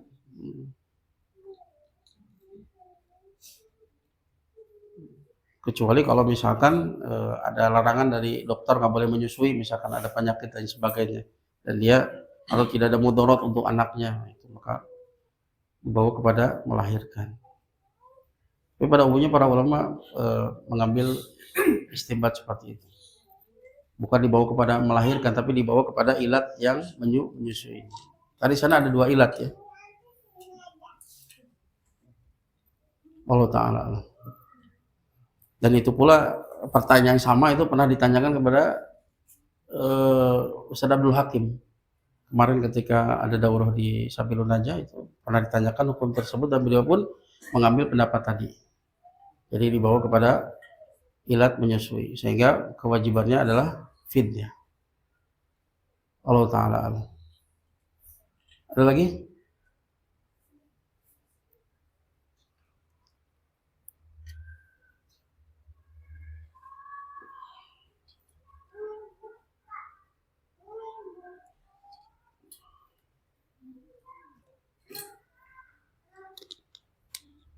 Ya, kalau tidak ada, kita cukupkan sampai di sini. Terima kasih atas segala perhatiannya. Mohon maaf atas segala kekurangannya. Semoga sedikit ini diterima sebagai amal saleh insyaallah subhanahu wa taala. Semoga dengan kita diampuni dosa-dosa kita. Semoga Allah Ta'ala mudahkan kita untuk bisa mengenal Allah Ta'ala dengan pengenalan yang sesungguhnya, dan Allah jadikan kita sebagai hamba-Nya yang sesungguhnya. Naktafi bihadzal qadar, astaghfiruka subhanakallahumma wa bihamdika asyhadu an la ilaha illa anta astaghfiruka wa atubu ilaik. Assalamualaikum warahmatullahi wabarakatuh. Jazakallahu khairan.